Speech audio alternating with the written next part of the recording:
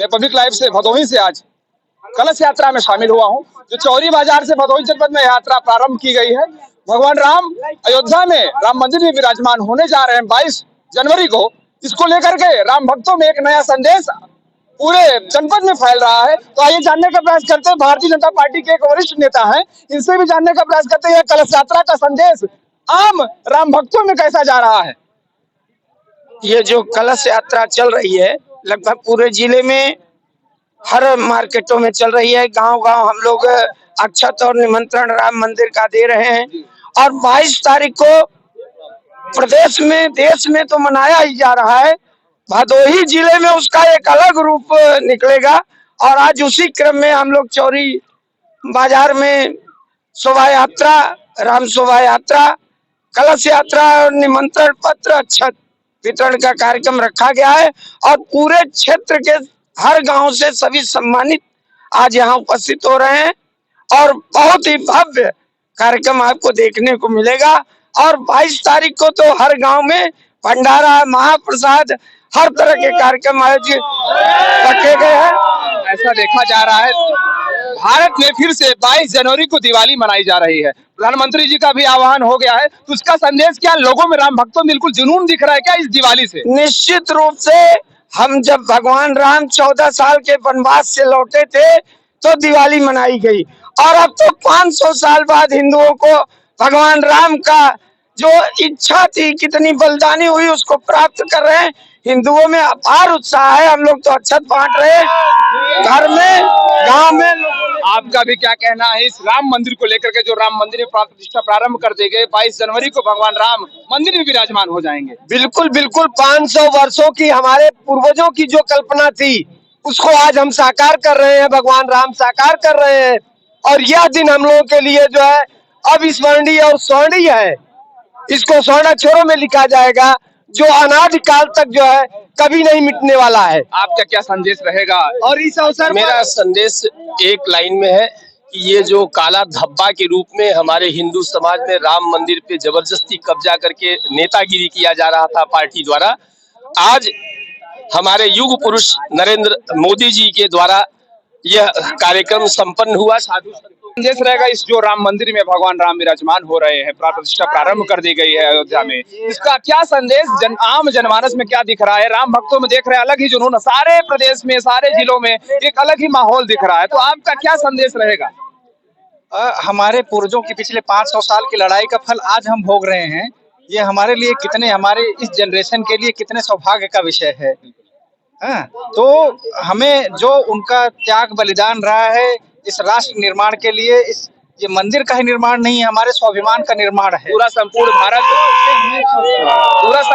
श्री राम को अपना आदर्श मानता है और इस आदर्शवादी पुरुष का आज प्राण प्रतिष्ठा के साथ फिर से मंदिर में प्रवेश किया जा रहा है। तो इसका क्या संदेश लोगों के अंदर जाएगा कि यह भगवान राम एक महापुरुष थे समस्त जनमानस के लिए, और इसको सारे धर्मों ने समझा है कि भगवान राम एक महापुरुष थे पहले से, और आज भी महापुरुषों में ही उनका नाम आता है। पुरुषों में कोई उत्तम है तो पुरुषोत्तम राम का नाम आता है। उनके लिए केवल पुरुष ही कहना,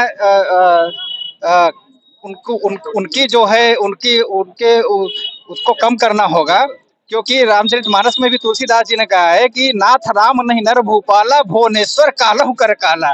तो हम राम जी को केवल महापुरुष तक ही सीमित नहीं रखेंगे।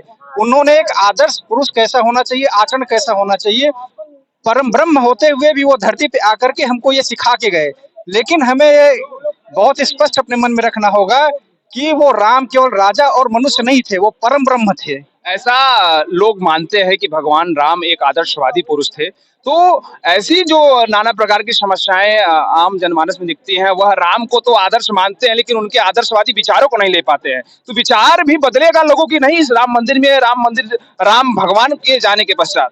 देखिए, विचार का बदलना, नए विचार का आना, पुराने विचार का जाना, ये सतत प्रक्रिया होती है। जैसा समाज का मुखिया होता है वैसे ही परिवार का आचरण होता है। आज हमारा मुखिया अच्छा है, उसने कोशिश की कि प्रभु श्री रामचंद्र जी के बताए हुए मार्ग पे हम स्वयं चलें और देश को चलाने का प्रयास करें, तो निश्चित रूप से प्रभु श्री राम का जो दिखाया गया मार्ग है। सर अगर थोड़ा आज 22 जनवरी को राम मंदिर में विराजमान हो जाएंगे, तो यह संदेश जो कलश यात्रा से और अक्षत यात्रा से निकाली जा रही है, तो क्या संदेश यह लोगों को राम भक्ति में एक अलग जुनून पैदा कर पाएगी? जी भाई साहब, ये जो प्राण प्रतिष्ठा का कार्यक्रम हो रहा है वो सर्व समाज को जोड़ने का कार्यक्रम हो रहा है, ये समरसता का कार्यक्रम हो रहा है। इसके साथ सारे समाज के, हिंदू समाज के लोग सहभागिता कर रहे हैं, जिससे जैसे श्री राम जी के टोली में हर समाज के लोग हुए थे, जो कि सर्व समाज, जैसे कि उनके साथ बंदर, उसके साथ और भी व्यक्तित्व के लोगों ने एकजुट होकर के उनको जीत दिलाई थी, उसी तरह आज भगवान के मंदिर में आने पर सर्व समाज के लोगों को ये लग रहा है कि हमारे भगवान 500 साल के बाद फिर अयोध्या में आकर के एक जैसे दिवाली मनाई गई थी उस तरीके से हमें जो है कि संदेश रहेगा जनपद वासियों के लिए इस कलश यात्रा में। बहुत ही सौभाग्यशाली और गौरवान्वित हम महसूस कर रहे हैं। आज ये दिन आया है अयोध्या में, जो 22 जनवरी को श्री राम पूजा पाठ वहाँ होगा, और आज चौरी के कलश यात्रा और जनसभा 22 जनवरी को प्रधानमंत्री जी का आह्वान किया गया कि हर घर दिवाली मनाई जाए इस राम मंदिर के बनने पे, तो क्या यहाँ भी यह संदेश लोगों में जुनून की तरह दिख रहा है कि नहीं दिख रहा है? बिल्कुल 100% है, क्योंकि घर घर अक्षत और जो निमंत्रण पत्र हम लोग वितरित किए हैं और आह्वान किए हर गांव वालों से, नगर वासियों से मैं फिर अपील करना चाहता हूं, कम से कम 5 दिया अपने घर पे रखें और दीपावली के रूप में 22 जनवरी को मनाएं, क्योंकि ये दिन बहुत ही सौभाग्यशाली हम लोग हैं जो ये दिन आया है। आप क्या कहना चाहेंगे इस राम मंदिर को? साहब, हम लोग त्रेता युग का अनुभव कर रहे हैं, त्रेता युग का अनुभव कर रहे हैं। भगवान राम में जो 500 साल का, जो 14 वर्ष के माने अपेक्षा में जो 500 साल का वनवास काट करके जो आजाद हुए हैं,